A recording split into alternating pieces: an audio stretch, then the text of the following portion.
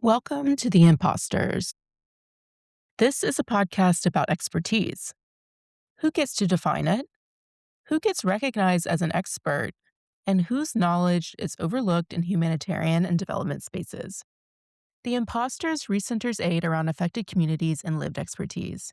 In each episode, I speak with refugees, migrants, and Global South practitioners whose expertise is shaped by experience, context, and leadership.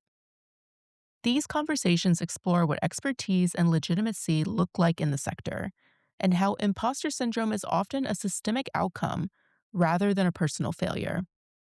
Each guest joins the Imposters, an archive of lived experience experts in global development. We are a growing network of practitioners committed to elevating lived expertise in humanitarian and development work. I am your host, Laila Raouf. Welcome to the Imposters.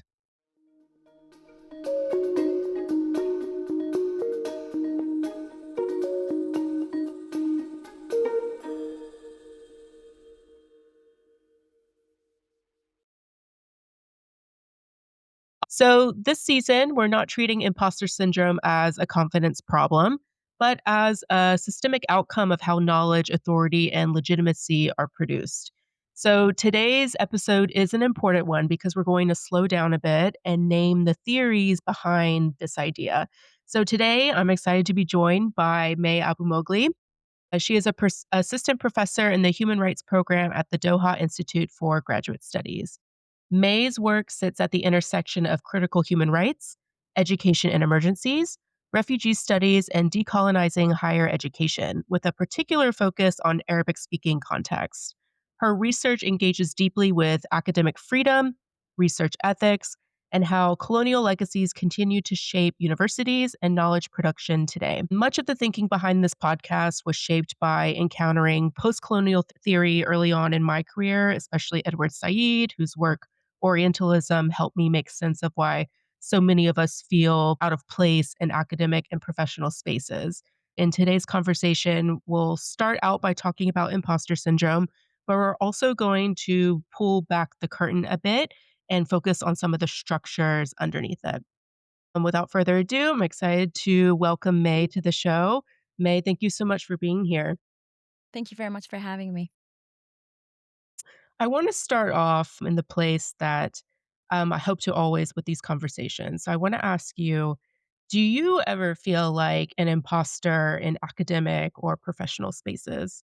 Yes, very often, actually. And I think you think this feeling will go away at some point as you get a little bit more senior in your work or you publish more. But I guess the more you're exposed in terms of how much you publish or how much you're in the media or how much you write or in conferences, sometimes it gets even worse because you feel that you're more exposed. So people have a certain expectation of you and you always need to kind of meet this expectation. So the more you do, the worse the feeling is. But also, interestingly, it's not because I feel that I lack the knowledge or skill in my field, but when my knowledge comes from my lived experience, my political proximity to the topics, the themes, or the geographies I work in and on, and my long-term commitment to the struggle, particularly in Palestine. This kind of feeling appears mostly when I work in humanitarian or human rights or development education spaces where I'm expected to translate violence that I see or experience or my community see or my country is going through. I'm expected in my academic space or my professional self to translate it into a language that is neutral or acceptable, if you would, turn the disposition into a manageable case study.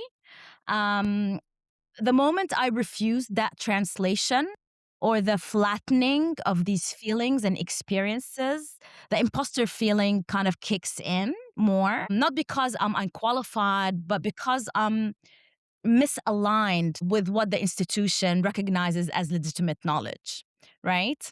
So you're kind of in that kind of tension between what the institution is expecting from you and what you actually believe in and feel that you need to portray, and what your responsibility is as an academic, basically, or someone who produces knowledge.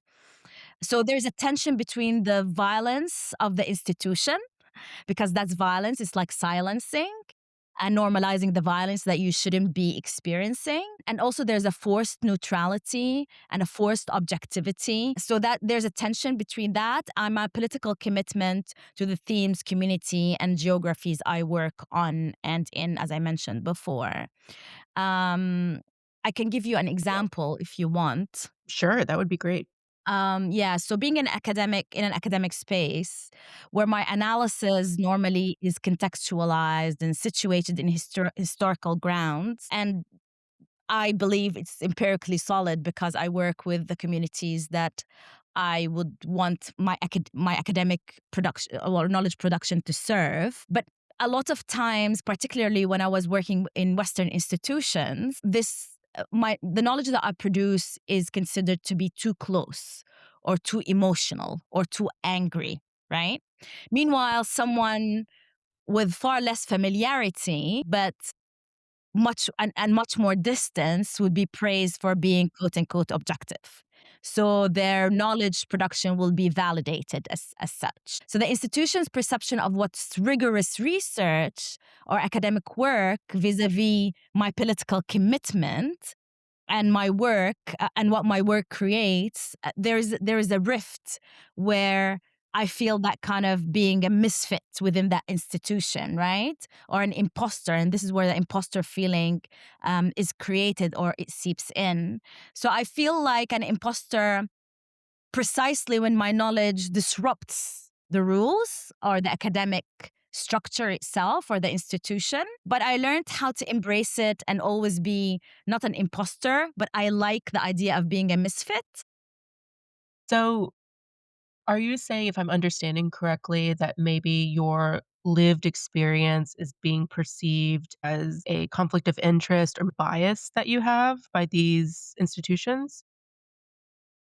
Um, Yeah, it's seen that if you're too close to the topic itself, or you believe that your work need to create that kind, if you have a political standing in general, your work as an academic is seen biased, and you need to be neutral, as if you can detach yourself from that situation and look from the outside.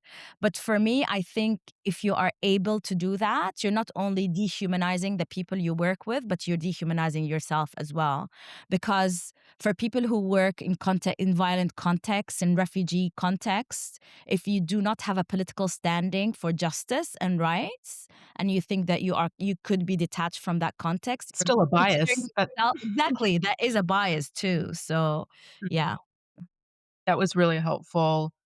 Just to slow down a bit for our listeners who might be as familiar with where we are approaching this topic of imposter syndrome, I thought I could share personal reflection and then I'll ask you to respond to it from your point of view and your academic training. As I mentioned in your intro, learning about Edward Said, and his concept of Orientalism helped me understand why I felt like an imposter in fields that didn't recognize lived experience as expertise. And this has come up for me, especially in humanitarian and education spaces. So, how would you interpret that experience through maybe a post colonial lens or decolonial? And how does this theory or this framework of Orientalism help us see who is authorized to produce knowledge? So basically, it's if you are looking from the lens of Orientalism, we are always seen as lesser of, as data, as case studies, as curious cases to be understood, rather than agents of knowledge production, basically. So we can be included in research or in research projects, but as tokens or as data or as people who would explain what the context is, but never be the authority on the topic itself, right? And a lot of time we are used to kind of validate.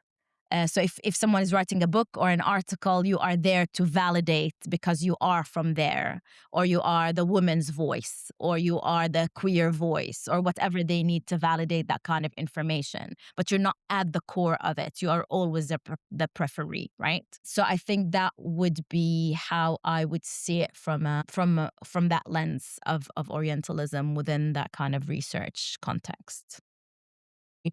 I'm wondering, was there any point in your career where you began to understand those feelings you talked about in the beginning, not as individual insecurities, but as something maybe structurally produced? Like, when did it click or switch for you? Growing up, I was lucky enough to be in a family that maybe they didn't use these labels, but I lived in a family where being a woman was something that was celebrated. So I was lucky enough to be able to access, like, I don't know, feminist books or watch feminist whatever. I had families of my friends who maybe discussed these things. I was able to kind of develop my feminist lens and practice early on. And also having lived in Palestine for a long time and studied at Birzeit University, where there's a lot of the academics who I was exposed to and were my teachers, were Palestinian women who were at the forefront of the struggle in the first Intifada. So the kind of feminist perspective shaped my understanding of settler colonialism, a context that I had to live under. So I think this is where my understanding comes from. And from there, I know as a woman of color as well, when I moved to the West, that the personal is the political. So my feeling of being a misfit because of all this institutional violence is not a personal understanding or feeling, but it's because of a structure, because of a system. It's a collective feeling that happens to a lot of people who are like me, who are refugees, who are immigrants, who are women of color, who are queer, who are outside of the system, who the institutions were not made for them, right? The institution is working really well, but not for us. And this is where that kind of rupture comes in that makes you feel like you have imposter syndrome or you feel like an outsider. Mhm. I know the audience cannot see us right now, but I'm like really nodding my head in agreement. And I think that explains, like, contextualizes those feelings very clearly. Thank you. So, back to education and higher education. Why do you think academia often individualizes these experience, this personal insecurity, this imposter syndrome, instead of naming the conditions that generate them? Because they often name them in other contexts. Mm. Because if the institution was able to turn this political awareness into a personal flaw, then they don't bear the responsibility. Then it becomes an individual responsibility. You have to deal with it. It becomes your deficit. It's like how these, the civilizing, we work in development and humanitarian institutions and organizations, and we've studied that for many years. So it's always comes from this kind of civilizing mission where you go into a community that that are inherently violent or inherently have issues. They're poor because they don't work. They're poor because they're lazy. So basically, it's always the other's problem. It's your individual problem. It's not the institution. Because if the institution admitted that there's a structural issue, that means that they have to give up a lot of power. It's a political decision, and and there's no political will to give up that power. If you have power, it's very difficult to give it up, right? So you blame the individuals, normally the individuals who are in a less powerful or stable positions, right? Because you can intimidate them really easy. So the problem is that this kind of self awareness that creates that kind of feeling of being an imposter is actually seeing power clearly. It's not a deficit in you, it's actually being hypersensitive to everything around you. If you don't understand all of these power dynamics, then life is easy, right? It's it's the bliss of ignorance. But unfortunately, if you are have that kind of feeling of being a misfit or have that imposter syndrome, that means you're hypersensitive to these power dynamics and microaggressions and violence that's happening all the time. I love that. Imposter syndrome might actually be our superpower in the end. Yes, exactly. Just because I also have, an education background, I'm just really hopeful that the audience is like walking away understanding these theories because they personally really changed my life and my career. And now I see everything through this lens of like social justice. And a lot of that comes from post colonial thinkers like Edward Said that I mentioned earlier. So let's just have like a bit of a teaching moment. For listeners who might be new to this, when we talk about coloniality and higher education, what are we actually talking about? So, whose knowledge is centered? What methods are rigorous? How would you explain this? How would you break it down? So colonialism is the active act of controlling land and people and extractivism that's ongoing. And normally it's very visible. People think about it in like historical sense of, I don't know, imperial powers going into a country and just occupying it.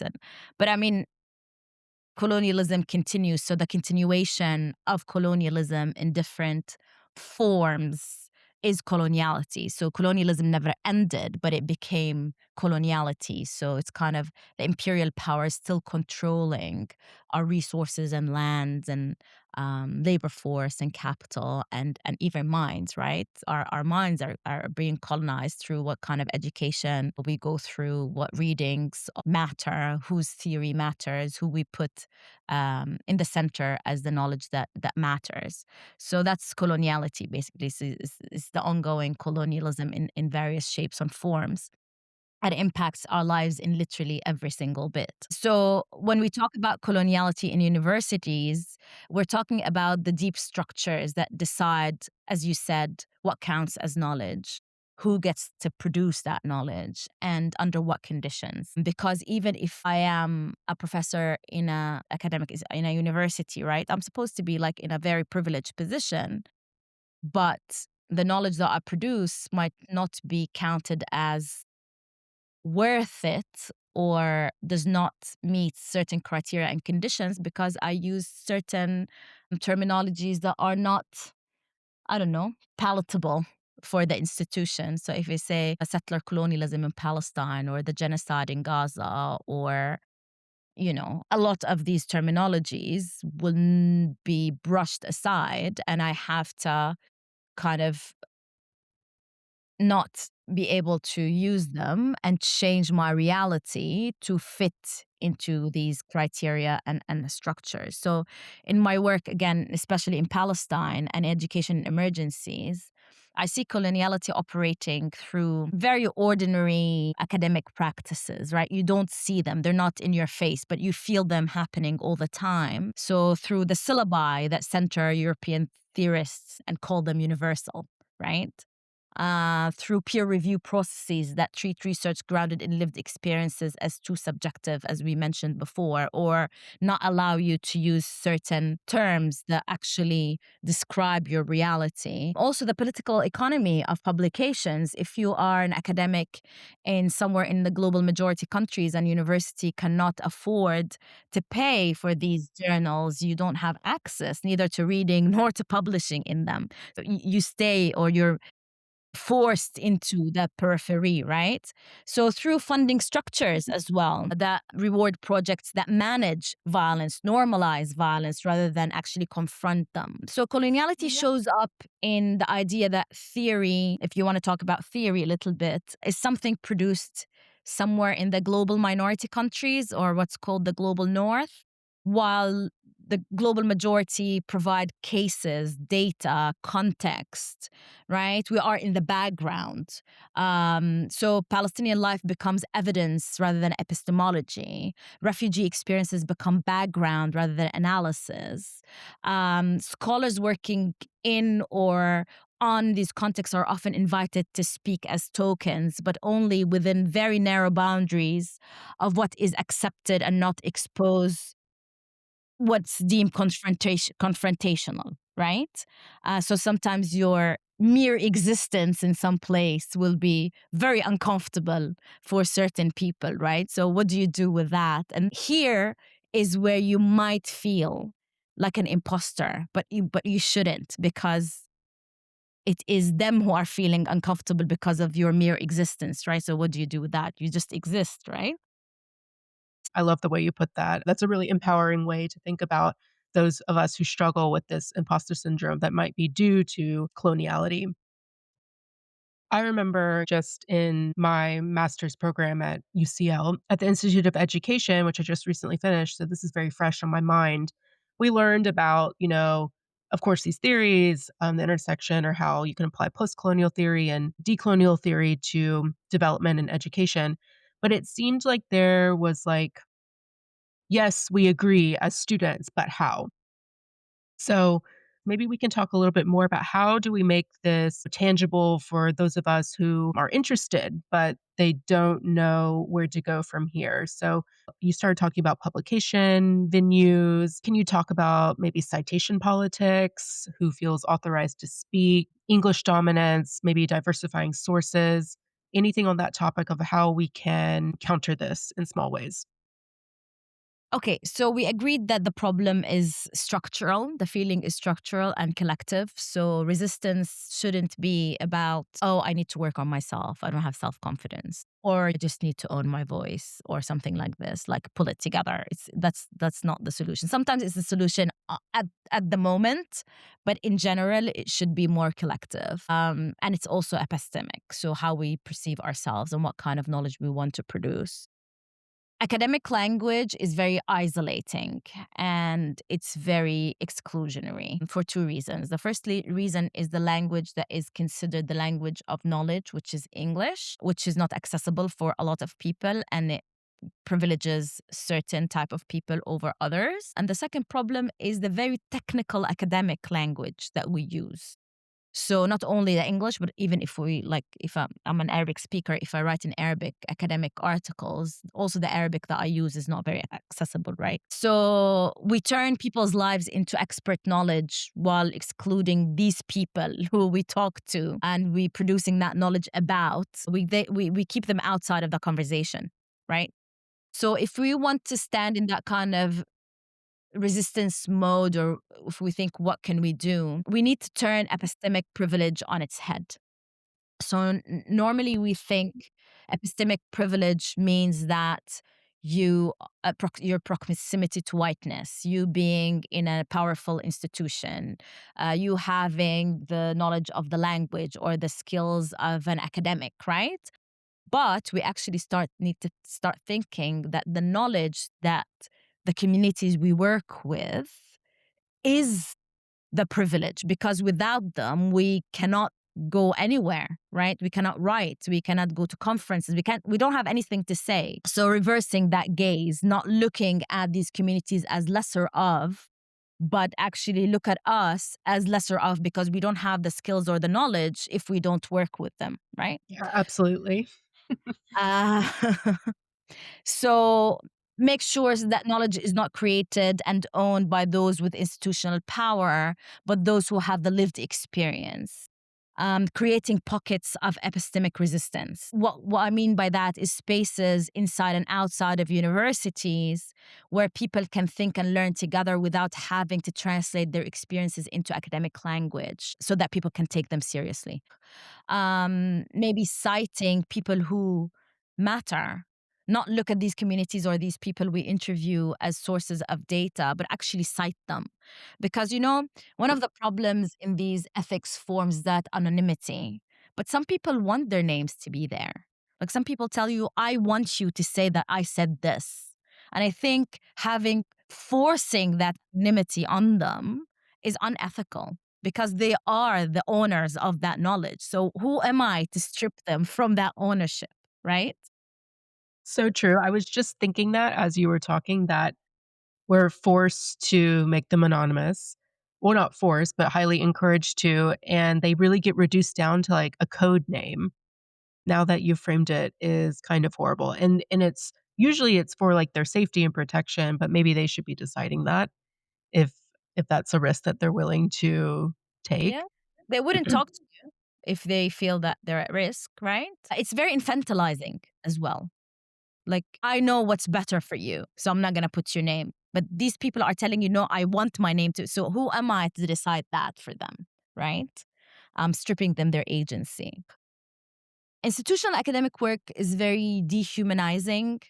So we need to bring back that kind of politics of care, understanding our positionality, include that always in our methodology, know where we're standing. So that's not a weakness. Actually, it should never held to account. We just put the information out there, whatever the consequences. We're never accountable for the impact that we've done to the world, right? Or to these communities that we publish research about. Yeah, create cracks and pockets of epistemic resistance, basically, within a very rigid institution. I think this is where we can start the change. And of course, encourage publishing in alternative spaces.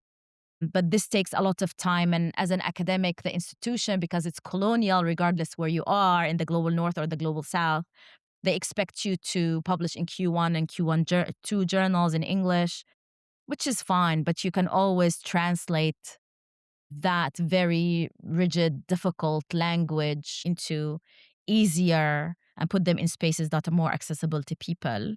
Kind of the inability to kind of access these journal articles, particularly for academics who are in institutions that cannot afford these journals. So there's a lot of things. Make sure that you don't always center European theorists and make sure you look for alternatives. Not alternative, I don't know why we call it alternatives, but we also, that's colonial. So bring the what is the preferee now into the center, basically.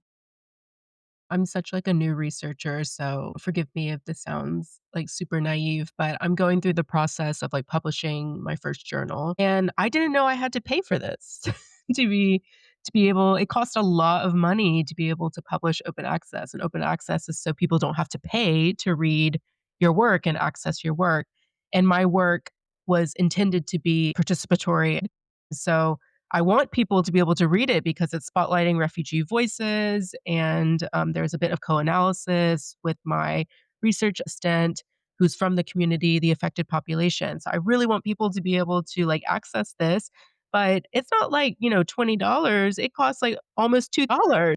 Yeah, I was shocked. I had no idea. I would have liked a warning that it was gonna cost this much money, before I committed to this process of compiling all my research and now I'm committed to publishing it, but I could have found a grant for this, or there's no funding to support students to publish their findings. But that's just like, that's like a concrete example of how this is not very accessible and a bit of gatekeeping for knowledge, or not even gatekeeping, that's just blocking certain types of knowledge for being accessible. So I was Yeah, very shocked by that. exactly.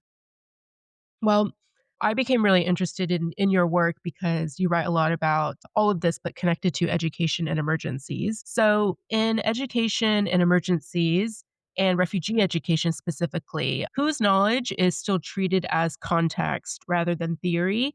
And what does that do to how expertise is valued? So, I know we've talked about this quite generally, but can we narrow down to like particularly humanitarian systems about treating those as objects of knowledge rather than producers of knowledge? What's the impact, the larger impact of acting this way? So basically, you use this data or you use people as data, as I mentioned before, so they become so you objectify people, you other people, so you always like, oh, we're gonna go to a field, so yeah, so it's starting from that. We're going to the field, people's lives, people where people work, they have children, they raise their kids, they eat, they live. For us, it's a field, and I think this is where the violence starts, right? It's not a field, it's where people be, right? Their lives, yes. Yeah, it's the language we use. It's very, I don't know, condescending, and it's very, very uncomfortable. Of course, silencing, because we take whatever information we want that fits within our theories and frameworks. And we say that as researchers, we go and collect data and the data tells us what the results are. But That's never really the case. We have a preconception of what we want the data to tell us. So when we collect the data, we pick whatever fits and validates our theory. So we silence what people told us and doesn't really fit our theory or framework. So there's objectification, silencing, and we normalize violence. Violence for us becomes an opportunity, right? Oh, there's a new war. Oh, there's a new refugee camp. Let's go and see what the deal is. Let's see what people need. And this kind of service provision is research, is based on very thorough research. But this research is, costs people time. When you go to a refugee camp and ask people to sit for an interview for 2 hours, do we know what these 2 hours are? These 2 hours mean a mother teaching her kids, cleaning, cooking, a man not being able to go and, I don't know, find some kind of a job, or a woman not being able to go to the actual field and pick some vegetables or fruits to be able to sell. So there is a societal cost for the time that we take for our interviews that we don't account for. But but it's highly costly for people we work with and communities we work with. We also might reinforce really harmful and violent relationships within the communities. For example, when we say, oh, we contacted gatekeepers are normally older men in the community. We are reinforcing patriarchal hierarchies within the society because they tell us which women to talk to and which women not to talk to. Also, we lie a lot when we say, this information is anonymous, no one will know. When you work in a refugee camp, everyone knows everyone. It's impossible to say this work is anonymous. It's just the hierarchy of who matters more. Not only who can produce knowledge, but also who matters more. You, as a researcher, you matter more than the people who gave you the information, because you leave and they will never hear back from you. And the impact, if there's an actual political impact because of what you published, they are going to bear the brunt of that, not you. So there's a lot of harm that we can cause if we're not aware of the work that we're doing, basically. I'm just thinking about the entire research process. And I think you referred to this earlier about how there needs to be greater emphasis on people understanding their positionality and reflexivity. I feel currently it's seen as like an item on a checklist that you need to complete ethics, you need to, you know, draft your very basic positionality. It's usually like the least word count. In my just because I like tend to be very introspective, this is where I tend to like write the most because I'm really interested in how all these different aspects of my identity are going to impact the research. People when they read articles, they tend to jump to just the findings. But for me, I'm looking at the positionality before I read the findings because then it's going to tell me that's the lens that I'm actually going to interpret their findings through. Because I just kind of have learned through experience that I'm trying to take research with a grain of salt.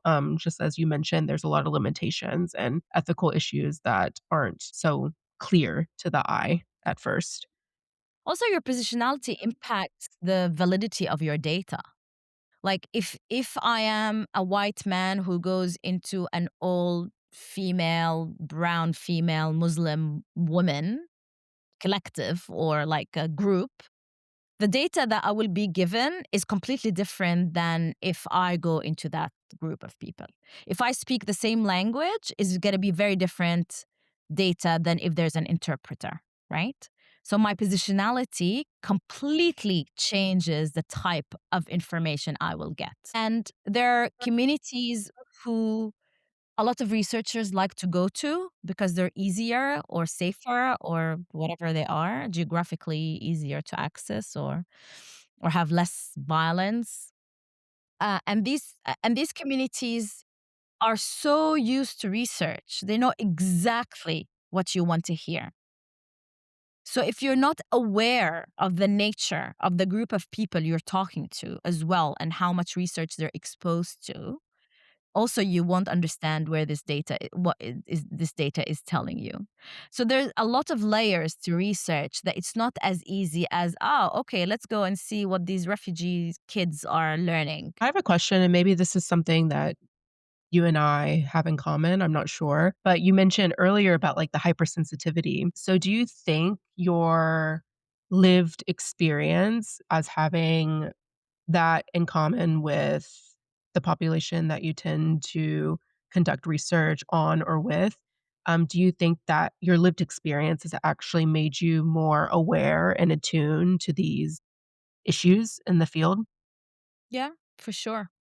I mean, that's the thing. We are not representatives of our communities because communities are not homogeneous. So I represent less than 1% of our community, I would say. I come from a very privileged background. I lived abroad. Like there's a lot. So if I go to a refugee camp or to a school in a village outside of Nablus, for example, I am not a representation of this community. So I am still an outsider, right?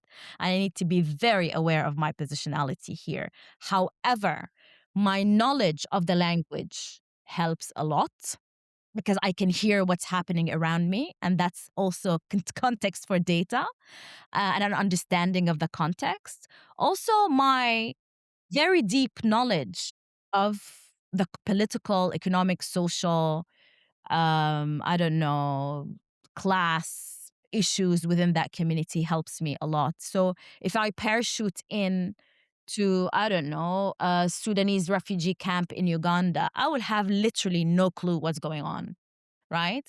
And so I cannot claim that I just produced an expert paper on gender based violence in a Sudanese refugee camp in Uganda. I could never, in my wildest dreams, do that. However, some people do, which is very violent. And it's I mean, even if we want to talk about the rigor of the research, that's not rigorous research because, again, you don't understand the data that you're collecting. People might tell you something, but around you, something else is happening.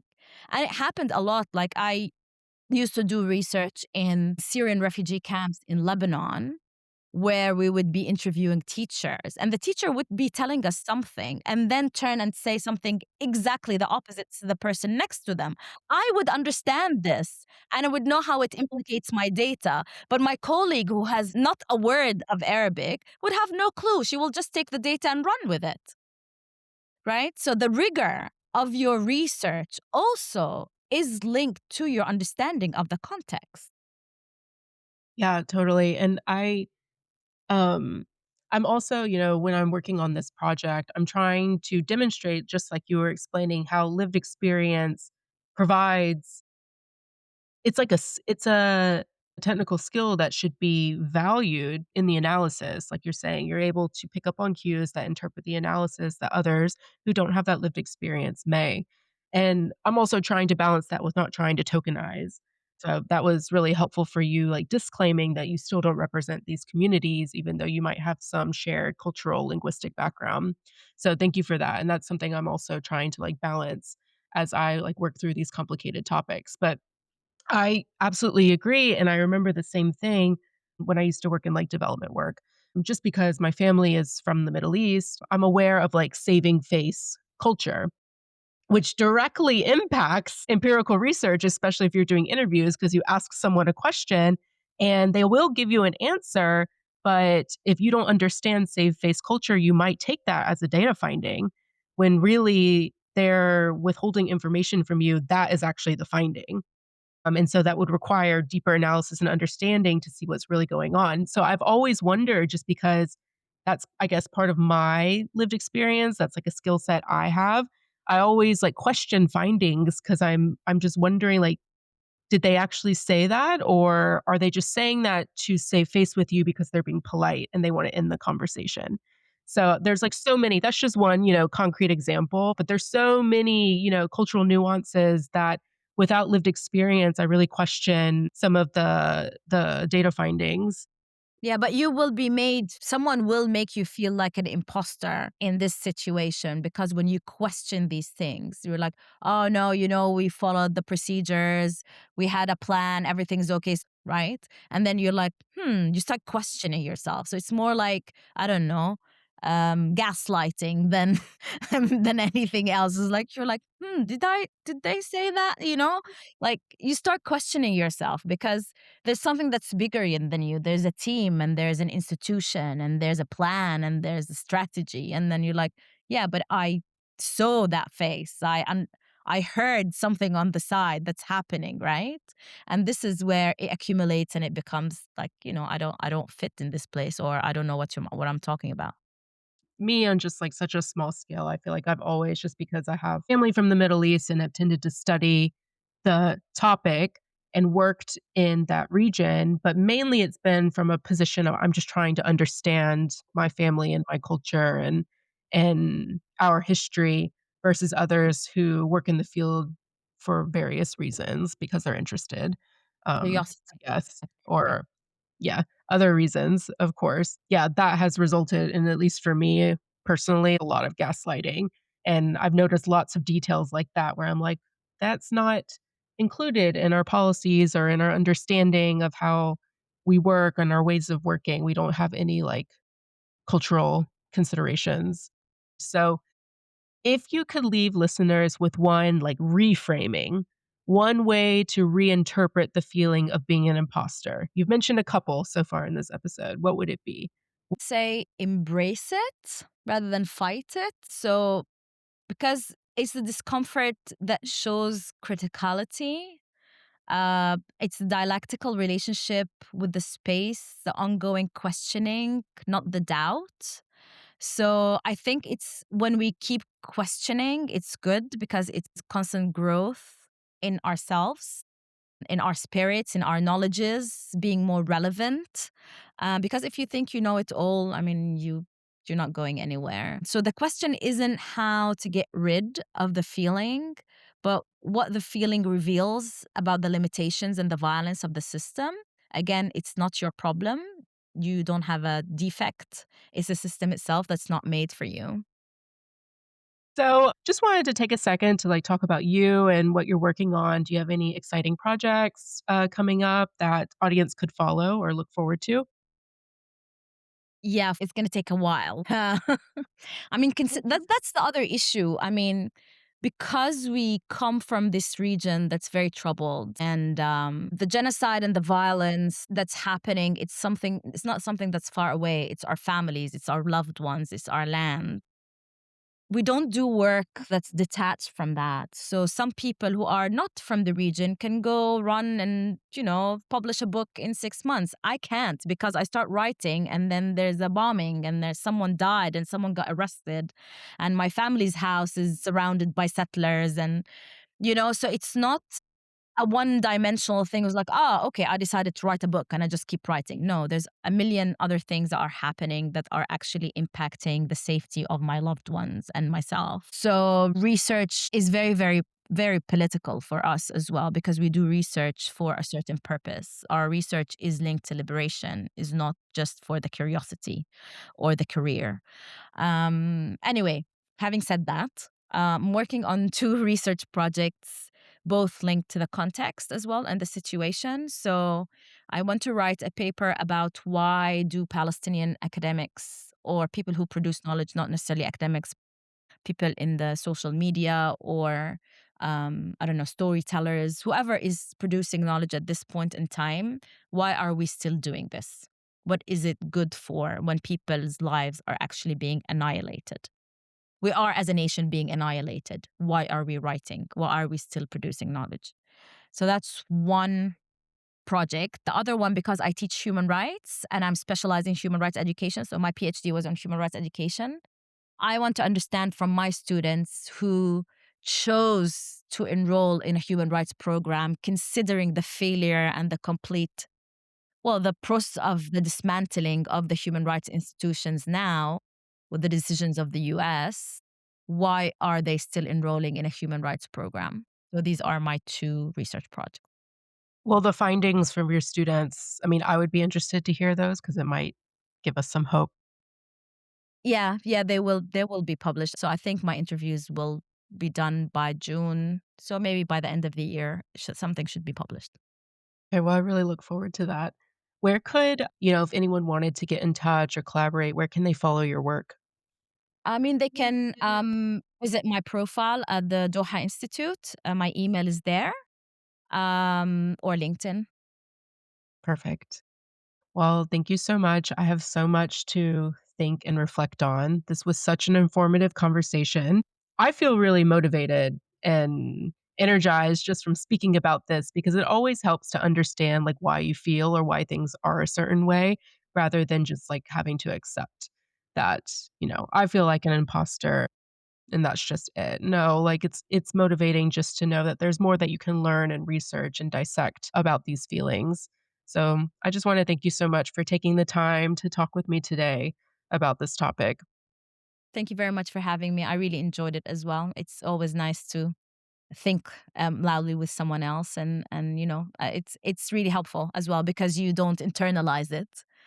You share it with other people, and it's a collective. It's true. Absolutely. So, May, thank you again, not just for sharing your experience, but for helping us name some of the structures underneath it. I think what this conversation makes clear is that imposter syndrome isn't just about confidence, it's about epistemic hierarchies and institutions that decide who belongs before anyone gets a chance to speak. So, for me, this episode is a reminder that sometimes feeling like an imposter isn't a personal failure, it's a form of clarity.